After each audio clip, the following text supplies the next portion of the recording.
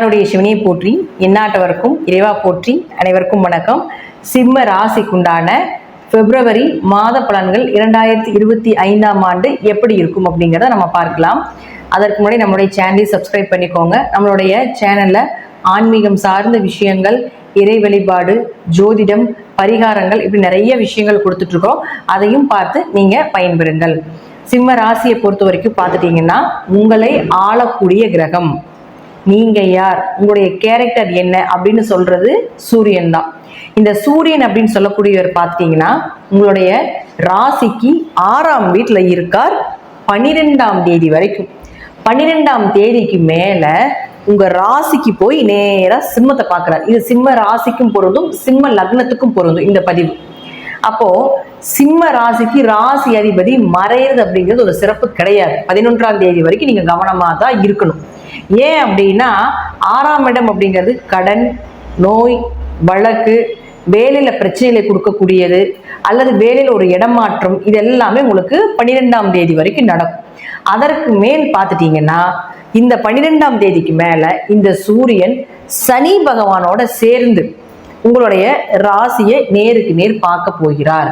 எப்பொழுதுமே ராசி அதிபதியோ லக்னாதிபதியோ தன்னுடைய லக்னத்தையோ தன்னுடைய சொந்த வீட்டையோ தன்னுடைய ராசியோ பார்த்தால் மிகப்பெரிய யோகத்தை கொடுக்கும்.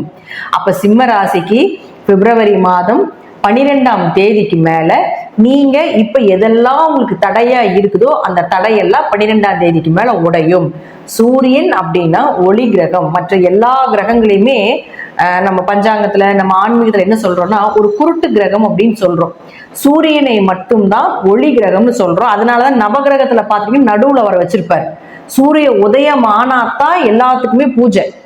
சூரியன் எப்போ உதயம் ஆகுதோ அதற்கப்புறம் தான் நம்ம உலகத்துக்கு வெளிச்சம் இல்லைங்களா? அப்போ சூரியன் தன்னுடைய சொந்த வீட்டை பார்க்கும் பொழுது, இப்ப பாருங்க இந்த சிம்ம ராசி சிம்ம லக்னத்துக்குள்ள கண்டசனி நடந்துட்டு இருக்கும். கண்டசனினால கணவன் மனைவிக்குள்ள பிரச்சனை, வியாபாரத்துல ஒரு செழிப்பு இல்லாம இருக்கிறது, பார்ட்னருக்குள்ள, நண்பர்களுக்குள்ள, இதெல்லாமே இந்த சிம்மத்துக்கு கண்டசனி நடக்கக்கூடிய காலகட்டங்கள் இருக்கும். இப்போ இந்த கண்டசனியினுடைய தடை, அந்த சனி பார்க்கறதுனாலதான் அந்த இடம் இருளாக இருக்குதுன்னு சொல்றோம். அப்போ அந்த இருளை அந்த ஒளியை, அந்த இருளை உடைத்து அந்த ஒளியை கொடுக்கக்கூடிய கிரகம் சூரியன் 7லிருந்து நேரா உங்க ராசியை பார்க்கும் பொழுது நடக்கும். அப்போ சிம்ம ராசி சிம்ம லக்னக்காரர்கள் எல்லாமே இந்த ஒரு மாதம் உங்களுடைய பிளான் எல்லாமே சூப்பரா நீங்க என்ன நினைக்கிறீங்களோ அது எல்லாமே பிளான் பண்ணி வச்சுக்கோங்க. கண்டிப்பா நடப்பதற்குண்டான வாய்ப்புகள் உண்டு. உங்களுக்கு இருக்கக்கூடிய அந்த இருள் விலகி ஒரு ஒளி கிடைக்கும். அதே போல யாரோ ஒருத்தர் உங்களுக்கு ஹெல்ப் பண்ண வருவாங்க. யாரோ ஒருத்தர் மூலமாக நீங்க எதுல எல்லாம் ஃபெயிலியர் ஆயிருக்கிறீங்களோ, எதுலாம் டவுனா நிக்கிறீங்களோ, எதுலாம் உங்களுக்கு தடை தாமதங்கள் ஆயிட்டு இருக்குதோ அதற்கு எல்லாத்துக்குமே ஒரு வெளிச்சத்தை கொடுப்பதற்கு ஏதாவது ஒரு மூலமாக உங்களுக்கு நிச்சயமாக இந்த கிரகங்கள் உங்களுக்கு காண்பித்து கொடுக்கும் அப்படிங்கிறத முற்றிலும் உண்மை. அப்போ ஒரு மாதம் சூரியன் அதாவது இங்கதான் இருப்பார். மாசி மாதம் முழுவதும் சூரியன், தமிழ் மாதத்துல சொல்லிட்டோம்னா மாசி மாதம் முழுவதும் இங்கதான் இருப்பார். மாசி மாதம் முழுவதும் நீங்க உங்களுக்கு உண்டான விஷயங்களை கொஞ்சம் கவனமாக செயல்படுத்தினீங்கன்னா இந்த மாதம் நீங்க என்ன நினைக்கிறீங்களோ அது எல்லாமே இந்த ஒரு வருடத்திற்கு உண்டான ஏதாவது ஒரு நல்ல விஷயத்தை அது கண்டிப்பா கொடுத்துட்டு தான் போகும் அப்படிங்கிறது முற்றிலும் வேணும். ஏன்னா நேருக்கு நேர் பார்வை, நேரடி பார்வைக்கு வளர்ச்சின்னு அர்த்தம். குரு, சனி, செவ்வாய் இதுக்கெல்லாம் ஒவ்வொரு பார்வைகள் உண்டு. ஆனா சூரியனுக்கு ஒரே பார்வை, நேரடி பார்வை மட்டும்தான். அப்ப அவர் நேரடியா பார்க்கும் பொழுது உங்க ராசியவே தன்னுடைய சொந்த வீட்டையே பார்க்கும் பொழுது நிச்சயமாக நல்லதை செய்து கொடுத்துத்தான் போவார் அப்படிங்கிறது முற்றிலும் உண்மை. அப்போ உங்களுடைய பிளான் எல்லாம் நீங்க எப்ப வச்சுக்கலாம்னா 12ஆம் தேதிக்கு மேல, 12ஆம் தேதி வரைக்கும் கொஞ்சம் அமைதியா இருங்க. 12ஆம் தேதிக்கு மேல பெயர், புகழ், மதிப்பு இதெல்லாமே கண்டிப்பா உண்டு. உங்க பிளானிங் எல்லாமே 12ஆம் தேதிக்கு மேல நடக்கும் அப்படிங்கிறதுல எந்த மாற்றமும் கிடையாது. அடுத்தது புதன். இந்த புதன் யார்? உங்களுக்கு தனஸ்தானாதிபதி, லாபஸ்தானாதிபதி. அவர் இருக்கிறதும் பாத்துட்டீங்கன்னா உங்களுக்கு 6ல தான் போயிருப்பார். அப்ப 2 கூடையவரோ இந்த லாபஸ்தானாதிபதியோ தனஸ்தானாதிபதி இங்க 6ல மறையும் பொழுது பணம் வராது. சொந்த தொழில் பண்ணிட்டு இருந்தீங்கன்னா கொஞ்சம் லாபங்கள் குறைஞ்சு வந்திருக்கும். பெரிய அளவுக்கு பணம் ரோலே ஆயிருக்காது இந்த மாதம். ஆனா இந்த புதனும் பார்த்துட்டீங்கன்னா அடுத்தது உங்களுக்கு 7ஆம் வீட்டுக்கு போறார் 11ஆம் தேதிக்கு மேல. அப்ப 2 கூடையவர் 11ஆம் அதிபதி 7க்கு வரும் பொழுது நீங்க எதிர்பார்த்த பண வரவு நிச்சயமாக கிடைக்கும். பார்ட்னர் மூலமாகவோ எந்த தொழில் பண்ணிட்டு இருந்தீங்கனாலும் இப்ப இருக்கக்கூடிய அந்த இருள் அப்படின்னு சொல்லக்கூடியது 11ஆம் தேதிக்கு மேல நிச்சயமாக இருக்காது. ஏதாவது ஒரு வழியில பண வரவு, சுப நிகழ்ச்சிகள், திருமணம் சார்ந்த விஷயங்கள் இதெல்லாமே நிச்சயமாக ஏற்படுத்தி கொடுப்பார். 7ஆம் இடம் அப்படிங்கிற திருமண ஸ்தானம் இல்லையா, அப்ப அங்க புதன் வரக்கூடிய காலகட்டங்களை ஏதாவது ஒரு வழிவகையில் உங்களுக்கு திருமணம் சார்ந்த விஷயங்கள், நீங்க எதிர்பார்த்த திருமணம், அதே போல எதிர்பார்த்த லாபங்கள் இதெல்லாமே நிச்சயமா கிடைப்பதற்குண்டான, ஏன்னா அவர் தான் வந்து உங்களுக்கு குடும்பஸ்தானம், குடும்பத்தை அமைச்சு கொடுக்கக்கூடிய கிரகமும் யாருன்னு பாத்துட்டீங்கன்னா புதன் தான். அப்ப அவர் போய் உங்களுக்கு 7க்கு வரும் பொழுது குடும்பத்தை நிச்சயமாக ஏற்படுத்தி கொடுப்பார் அப்படிங்கிறதுல மாற்றமே கிடையாது. அடுத்தது உங்க ஜாதகத்துல பாருங்க யாரோட சேர்றாங்க, யாருடைய சேர்க்கை அப்படிங்கிறது ரொம்ப முக்கியம். சனி பகவானோட சேருது சூரியனும் புதனும். அப்போ இந்த சனி புதன் சேர்க்கை அப்படிங்கிறது வியாபாரத்துல, தொழில்ல ஒரு லாபத்துல வளர்ச்சியை கொடுத்துரும். ஆனா உங்களுக்கு என்ன பண்ணும்னா அதுல ரீதியா வரக்கூடிய சில பணம் எல்லாமே கொஞ்சம் மந்த நிலைகளாக இருப்பதற்கு, பணம் வர்ற இடம் கொஞ்சம் தாமதமா வர்றது, இதெல்லாம் ஏன்னா சனியில தாமத கிரகம்னு சொல்றோம். அப்போ விஷயம் நடந்துடும், ஆனா அந்த பணம் கொஞ்சம் இழுபறியா இருக்கும், ஆனா வந்துடும் கண்டிப்பா. ஏன்னா சனி ஆட்சி பலம் பெற்றிருக்கிறதுனால கண்டிப்பா அந்த பணம் கண்டிப்பா நிச்சயம் வந்து சேரும். ஆனா உங்க ஜாதகத்துல இதே போல சூரியனும் சனியும் சேர்ந்து இருக்கான்னு பாருங்க. இந்த சூரியன் சனி சேர்க்கை ஆண் ஜாதகமாக இருந்தால் கண்டிப்பாக அப்பாவுக்கும் பையனும் வீட்டுல ஒரே சண்டை சச்சரவு பிரச்சனைகளாகத்தான் இருக்கும்.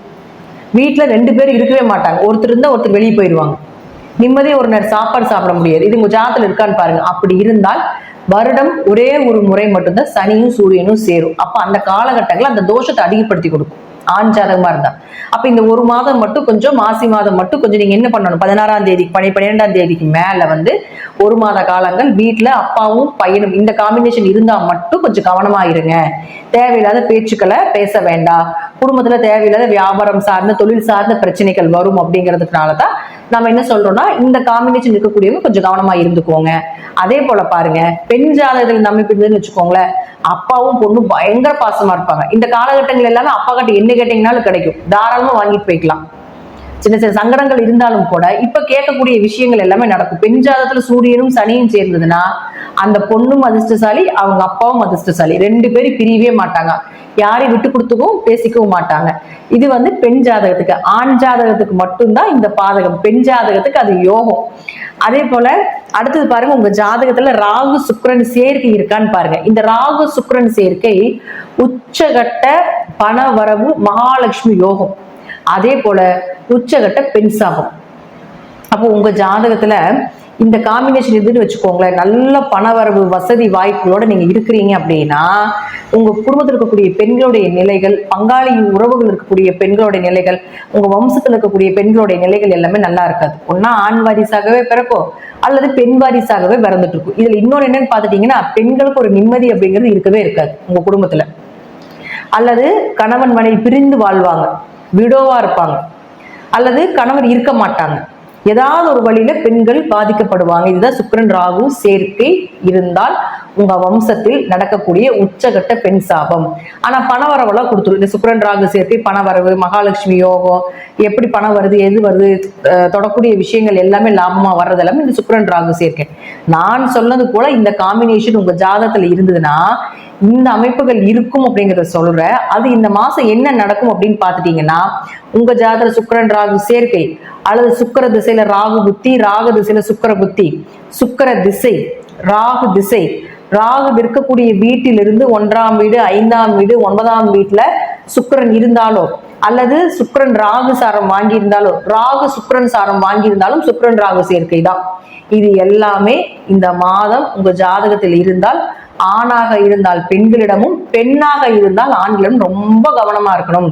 தேவையில்லாத ஒரு அவமானங்களோ, தேவையில்லாத ஒரு கெட்ட பெயரோ, குடும்பத்தை விட்டு வெளியே எங்காவது அந்த லவ் பண்ணிட்டு ஓடுறது, தேவையில்லாத ரிஜிஸ்டர் மேரேஜ் பண்றது, குடும்பத்தை ஏமாத்துறது, தன்னை மறந்து சில செயல்கள் செய்யறது, இதெல்லாமே இந்த சுக்கிரன் ராகு காம்பினேஷன் ஜாதகத்தில் இருந்தால் நடக்கும். உங்க ஜாதகத்தில் இருந்து அது வந்து வருஷம் ஒரு முறை மட்டும்தான் இந்த சுக்கிரன் ராகு காம்பினேஷன் வரும். சுக்கிரன் உச்சமாகிறது யோகம். ஆனா இந்த முறை ராகுவோட சுக்கிரன் உச்சமாகிறப்போ இந்த விஷயம் உங்களுக்கு தெரியாம கூட நடக்கும், உங்களையும் மீறி நடக்கும். போதைக்கு அடிமையாகிறது, தனக்கே தெரியாம எப்படி அதே உச்சகட்ட போதையில் இருக்கிறது, என்ன நடக்குது ஏதுன்னே தெரியாத அளவுக்கு சூழ்நிலைகள் எல்லாமே இந்த சுக்கிரன் ராகு கொடுத்துரும். அதனால இந்த மாதம் முழுவதும் இந்த சுக்கிரன் ராகு சேர்க்கை இங்கதான் இருக்க போகுது. தை அமாவாசையில இருந்து தொடங்குது. இது பார்க்கக்கூடிய பேரண்ட்ஸ் உங்களுடைய குழந்தைகளுடைய ஜாதகத்துல இது இருந்தாலும் குழந்தைகள் கிட்ட கொஞ்சம் கவனமா இருங்க. குழந்தைகள் என்ன பண்றாங்க ஏது பண்றாங்க அப்படிங்கிறது கொஞ்சம் கவனமா பார்த்துக்கோங்க. ஏன்னா இந்த காம்பினேஷன் சரியில்லாத ஒரு காம்பினேஷன். பண வரவுக்கு ஓகே, ஆனா கேரக்டர் வைஸ்ல கை வச்சிரும். அதே போல சனியும் சூரியன் சனி புதன் சேர்க்கை எல்லாமே இருந்தாலும் கொஞ்சம் கேரக்டர் வைஸ்ல இந்த சுக்கிரன் ராகு காம்பினேஷன் இருந்தாலும் சில அவமானத்தை கொடுக்காம அது இந்த இடத்த விட்டு போகாது. அதனால கொஞ்சம் கவனமா இருங்க. ஏன்னா உங்க ராசிக்கு இந்த சிம்ம ராசிக்கு 3 மற்றும் 10ஆம் அதிபதி 3 10 குடையவராக இருக்கும் பொழுது தொழிலே கொஞ்சம் கை வச்சிரும். தொழில் வளர்ச்சியை கொடுத்தாலும் கூட கொஞ்சம் பெண்கள் விஷயத்துல, ஏன்னா உங்களுக்கு கர்மகாரகன் சுக்கிரன் யாரும் உங்களுக்கு 10ஆம் அதிபதி, 10ஆம் இடம் தான் வந்து நம்மளுடைய கர்மாவை சொல்லக்கூடியது. அப்போ சிம்மராசி சிம்ம லக்னக்காரங்கெல்லாம் பாத்துட்டீங்கன்னா அவங்க கர்மாவை எங்க இருந்து பாக்கணும் அப்படின்னா 10ஆம் இடம் சுக்கிரனை வச்சு பார்த்தா அவங்க கர்மா தெரிஞ்சு போயிடும். அப்போ உங்க கர்மகாரகன் ராகுவாக இருக்கக்கூடிய ஒரு சர்வ கிரகத்தோட பாவ கிரகத்தோட சேரும் பொழுது ராகு தாங்க வந்து உங்களுடைய பாவத்தை கழிப்பாரு. சனி பகவான் வந்து இவர் இந்த பாவங்கள் செஞ்சிருக்காங்க அப்படின்னு சாஸ்திரக்காரகன் சனி பகவான் இந்த இடத்துல இந்த கிரகம் உட்காரணும், சுக்கிரன் அந்த இடத்துல இருக்கணும், குரு இந்த இடத்துல இருக்கணும், இவங்க ஜாதகத்திலையும் சனி பகவான் கணிப்பார். அந்த கணிச்ச அந்த பாவத்தை கழிக்கிறது யாருன்னா ராகு தான். அப்ப ராகு வந்து ஒரு ஜாதகத்துல நல்லா இருக்கணும், கண்டிப்பா நல்லா இருக்கணும். ஏன்னா ராகு நல்லா இருந்தா நல்ல கர்மாவே வாங்கிட்டு வந்திருக்காங்கன்னு அர்த்தம். இதுல நம்ம சோழி பிரசனம் பார்ப்போம் இல்லைங்களா, சோழி பிரசனம் போட்டு பாக்குறது. பிரசனத்துல பார்த்தோம்னா குலதெய்வத்தை ஒரு வகையில எடுத்தாலும் கூட ராகு வச்சு அவங்க வம்ச தோஷத்தையுமே நம்ம சொல்லிடுவோம். ராகுதான் வம்சாவளியாக வரக்கூடிய தோஷங்கள் எல்லாமே சொல்றது ராகுதான். அப்ப இந்த வம்சாவளியாக வர பெண் சாபம் பெண் தோஷத்தை சொல்றது சுக்கிரன் ஒரு பெண் கிரகம். அதோட ராகு சேர்றதுனாலதான் நம்ம என்ன சொல்றோம்னா வம்சாவளியாக பெண்களுக்கு துரோகம் பண்ணி இத்தனை தலைக்கட்டு 3 தலைக்கட்டு 4 தலைக்கட்டு 7 தலைக்கட்டு எல்லாம் பெண் சாவதால நிறைய கஷ்டங்களை அனுபவிக்கிறதெல்லாம் பாத்துட்டீங்கன்னா இந்த சுக்கிரன் ராகுதான். நம்மளுடைய வம்ச தோஷத்தை சொல்லக்கூடியது ராகுதான். அப்ப அந்த ராகுவோட சிம்ம ராசிக்குண்டான கர்ம காரகன் உங்க கர்மாவை கழிக்கக்கூடியது உங்க கர்மாவை சொல்லக்கூடிய சுக்கிரன் ராகுவோட சேரும் பொழுது உங்க கர்மா இந்த மாதத்தில் கழிப்பதற்குண்டான ஏதாவது ஒரு வேலை நிச்சயமாக நடத்தியே தீர்வார் இந்த சுக்கிர பகவான் ராகுவோட காம்பினேஷன்ல சேர்ந்து. அப்போ உங்க ஜாதகத்துல இதெல்லாம் இருந்ததுன்னா நீங்க செய்ய வேண்டிய ஒரே விஷயம் என்னன்னு பாத்தீங்கன்னா குலதெய்வ வழிபாடு. ராகு எந்த அளவுக்கு தோஷத்தையும் ராகு எந்த அளவுக்கு உங்களுடைய வம்சா தோஷத்தையும் சொல்லுதோ அந்த அளவுக்கு உங்க வம்சத்தை காப்பாற்றக்கூடிய ஒரே தெய்வம் குலதெய்வம் தான். அப்ப குலதெய்வ வழிபாடு செய்யணும்.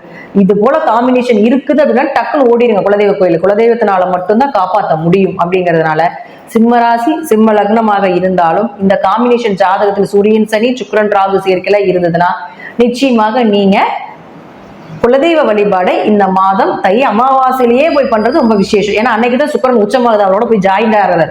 அப்போ அன்னைக்கே போய் தை அமாவாசை அன்னைக்கு நீங்க குலதெய்வத்துக்கு வழிபாடு பண்ணிட்டு வந்துட்டீங்கன்னா இந்த மாதம் மழையாட்ட வரக்கூடிய பிரச்சனை பனியாட்ட விளக்கும் அப்படிங்கிறது தான் முற்றிலும் உண்மை. அப்போ இந்த மாதம் நீங்க வழிபட வேண்டிய ஒரே தெய்வம் குலதெய்வம் மற்றும் சூரியன் சனி சேர்க்கை இருந்ததுன்னா கால பைரவர் வழிபாடு செய்யலாம். அதாவது ஞாயிற்றுக்கிழமை சனி ஹோரையிலையோ அல்லது சனிக்கிழமை உங்களுக்கு சூரிய ஹோரை எந்த டைம்ல வருதுன்னு பார்த்து நீங்க செய்து கொள்வது என்பது சிறப்பான ஒரு விஷயம். அங்க போய் வழிபாடு செய்யறதுனாலே போதும். சும்மா ஒரு வில்வ இலை வாங்கி சிவனுக்கு கொடுத்து பைரவருக்கு கொடுத்து அர்ச்சனை உங்க பேருக்கு யாருக்கு இந்த காம்பினேஷன் இருக்குதோ அவங்களுக்கெல்லாம் அர்ச்சனை பண்ணிட்டு வந்தீங்கன்னாலும் இதோடைய தாக்கங்கள் கொஞ்சம் குறைவாக இருக்கும் அப்படிங்கிறது முற்றிலும் உண்மை. அடுத்தது பாருங்க, உங்களுடைய ராசிக்கு செவ்வாய். இந்த செவ்வாய் அப்படின்னு சொல்லக்கூடியவர் யார்? உங்களுக்கு 4 மற்றும் 9ஆம் அதிபதி. இவர் எங்க இருக்காருன்னா லாபஸ்தானத்தை போய் வக்கரத்துல நிற்கிறார். அப்ப 4ஆம் அதிபதி 9ஆம் அதிபதி சிம்மராசிக்கு சிம்ம லக்னத்துக்கு வக்கரத்துல இருந்தா தாய் தந்தையர் மூலமாக ஒரு மனக்கசப்புகள் ஏற்பட்டு இருந்திருக்கும். அவங்க சொத்துக்கள் மூலமாக, வண்டி வாகனங்கள் மூலமாக அல்லது பூர்வீக சொத்துக்கள்னால பிரச்சனைகள் வந்தது, சொத்து சார்ந்த ஏதாவது ஒண்ணு உங்களுக்கு கிடைக்காம இருக்கிறது, அதுல ஒரு பழிபாவங்கள் ஏத்துக்க வேண்டிய ஒரு சூழ்நிலைகள், ஆரோக்கியம் கொஞ்சம் 2 பேர்த்துக்குமே கொஞ்சம் ஆரோக்கியம் சரியில்லாம இருக்கிறது, அதற்கு மருத்துவ செலவுகள் செய்கிறது, இதெல்லாமே வந்து இந்த 24ஆம் தேதி வரைக்கும் இருக்கும். அதுல மாற்றமே கிடையாது. வக்கரம்னா கோபம், வக்கரம்னா திரும்பி இருக்குது, வக்கரம்னா எல்லாம் டபுளா கிடைக்கிறதா அர்த்தம். நல்லதா இருந்தாலும் டபுளா கிடைக்கும், கெட்டதா இருந்தாலும் டபுளா கிடைக்கும். அப்ப 4 9 குடையர் வக்கரமாயி 11 இருக்கும் பொழுது லாபம் வரும். 24ஆம் தேதிக்கு மேல மிகப்பெரிய லாபங்களும் தாய் தந்தையனுடைய அனுகிரகமும் தாய் தந்தையர் மூலமாக பூர்வீக சொத்துக்கள் மூலமாக வரக்கூடியது எல்லாமே 24ஆம் தேதிக்கு மேல நீங்க ட்ரை பண்ணீங்கன்னா கண்டிப்பா வரும். இப்ப ட்ரை பண்ணீங்கன்னா 24ஆம் தேதிக்கு முன்னாடி நீங்க போனீங்கன்னா ஒரு சண்டையோ சச்சரவோ இதெல்லாம் பெருசா வந்து கிடைக்கும். 24ஆம் தேதிக்கு மேல அதை நீங்க ப்ராசஸ் பண்ணீங்கன்னா உங்களுக்கு சுமூகமாகவே எந்த பிரச்சனையும் இல்லாம வர்றது. அதுதான் வந்து இந்த வக்ரமாகிறதுக்கும் வக்ரம் இல்லாம ஒரு கிரகம் இருப்பதற்குண்டான பலன். அதனால அப்பா அம்மா உறவுகள், சொத்து சார்ந்த பிரச்சனைகள், வண்டி வாகனங்கள் சார்ந்த பிரச்சனைகள் இதெல்லாமே இருக்குது அப்படின்னா இதெல்லாமே 24ஆம் தேதிக்கு மேல வைத்துக் கொள்வது என்பது ஒரு சிறப்பான விஷயமாக இருக்கும். அடுத்தது பாருங்க குரு பகவான். இந்த குரு பாருங்க பிப்ரவரி மாதம் 4ஆம் தேதி வக்ர நிவர்த்தி ஆகுது. அவரும் வக்ர நிவர்த்தியா வக்ரத்துல தான் இருந்தார். இப்ப அவர் நிவர்த்தி ஆக போறார். சிம்மராசிக்கு குரு 5 8 குடையவர். 5 யாரு? குலதெய்வ ஸ்தானாதிபதி வக்ரமாகி உட்கார்ந்துருக்குது. எப்படி வந்து உங்களுக்கு நல்லது பண்ணி கொடுத்துருக்கப்போ குலதெய்வத்துக்கிட்ட போய் நின்றாலும் கூட உங்களுக்கு நல்ல பலன் கிடைச்சிருக்காது. அப்போ பிப்ரவரி 4ஆம் தேதிக்கு மேலதான் வக்ரம் நிவர்த்தி பெறுகிறார். அப்போ குலதெய்வ ஸ்தானம் வலுப்பெறுகிறது. குலதெய்வத்தினுடைய அனுகிரகம் பிப்ரவரி 4ஆம் தேதிக்கு மேல நிச்சயமாக கிடைப்பதற்குண்டான வாய்ப்புகள் உண்டு. அது ராசிக்கு 10ஆம் வீட்டுக்கு வரப்போகிற 10ஆம் வீட்டுல இருக்கிறார். அப்போ அதற்கு மேல குலதெய்வ வழிபாடுகள் செய்யும் பொழுது தொழில் வளர்ச்சி, தொழில நல்ல லாபங்கள், தொழில் ரீதியாக இருந்து வந்த தடைகள் உடையிறது, கெட்ட பெயர் அவமானங்கள் இதெல்லாமே விலகுவது, தேவையில்லாத பழிபாவத்துக்கு ஆளாகி இருந்தாலும் கூட அந்த பழிபாவங்கள் எல்லாமே விலகு. ஏன்னா ராசிக்கு 8ல சுக்கிரன் இருக்கும் பொழுது தேவையில்லாத பழிபாவங்கள், செய்யாத தப்புக்கு தண்டனை ஏத்துக்க வேண்டிய ஒரு சூழ்நிலைகள் இதெல்லாமே ராகு 8ல இருந்தா நடக்கும். ராசிக்கு 8ல ராகு இருக்காரு. அப்ப அது எல்லாமே இந்த குலதெய்வ வழிபாடுகள் நீங்க செய்யும் பொழுது அந்த பழிபாவங்கள் எல்லாமே கொஞ்சம் விலகும். ஏன்னா ராகுக்கு வீடு கொடுத்த கிரகம் குரு. அப்ப குரு நல்லா இருக்கணும். இந்த வீட்டுக்கு அதிபதி குரு. ராகு இந்த வீட்டில் இருந்தால் இந்த வீடு தன்னுடைய வீடாக பாவித்துக் கொள்வார். அப்போ ராகு நிற்கின்ற வீட்டின் அதிபதி நல்ல நிலையில் இருக்கணும். அப்ப ராகு 8ல இருந்து அவமானங்கள், சண்டை சச்சரவு, பிரச்சனைகள், அடிபடுறது, காலில் காயம் படுறது, தலையில் அடிபடுறது இதெல்லாமே ராகு கொடுத்துட்டு இருக்கும். அதற்கு வீடு கொடுத்த குரு வக்ரத்துல இருந்தார். இப்ப 4ஆம் தேதிக்கு மேல வக்ர நிவர்த்தி ஆகும் பொழுது இந்த ராகு கொடுக்கக்கூடிய இந்த கெடுபலன்கள் எல்லாமே இந்த குருவால ஒன்னா தெரியப்படும் அல்லது குறைக்கப்படும் அல்லது வராம கூட போறதுக்குண்டான வாய்ப்புகளும் உண்டு. அது உங்க தசை புத்தி நல்லா இருந்தால் சுத்தமாகவே வராது அப்படிங்கிறது முற்றிலும் உண்மை. கோச்சாரங்கள் அருமையாக 100க்கு 100% பேசுது அப்படிங்கறத உண்மை. அப்ப கோச்சாரப்படி மாத பலன்களே நீங்க இதை கண்டினியூ நீங்க பார்க்கும் பொழுதுமே இந்த மாசத்தெல்லாம் நடக்குமா, அப்ப அது தகுந்தது போல நம்ம மாற்றிக்கொள்வது என்பது சிறப்பு. அப்ப பிப்ரவரி 4ஆம் தேதிக்கு மேல நீங்க வந்து எந்த விஷயமாக இருந்தாலும் நீங்க மூவ் பண்ணீங்கன்னா நல்லது நடக்கும். அது வரைக்கும் கொஞ்சம் கவனமாக பொறுமையாக இருந்து செயல்படுத்த வேண்டியது ஒரு உண்மை. அடுத்தது பாரு, உங்க லக்னத்துக்கு 6 மற்றும் 7ஆம் அதிபதினு சொல்லக்கூடிய சனி பகவான். இந்த சனி போய் உங்களுக்கு ராசிக்கு 7ல உச்சமாயி நேரா பார்த்துட்டு இருக்கிறார். சூரியன் மேல வரும் பொழுது இவருடைய ஒளி மூலமாக கொஞ்சம் சனி பகவானுடைய பாதிப்பு கொஞ்சம் குறைக்கப்படும் அப்படிங்கிறது தான் முற்றிலும் உண்மையான ஒரு விஷயமாக இருக்குது. நன்றி. இதெல்லாமே நான் சொல்லக்கூடிய கருத்துக்கள் உங்களுடைய ஜாதகத்துல தசா புத்திப்படி சிறிது மாறுபடலாம். மீண்டும் ஒரு நல்ல பதிவுல சந்திக்கலாம். திருச்சிற்றம்பலம், தில்லையம்பலம், ஸ்ரீ நரசிம்ம திருடிகளே சரணம்.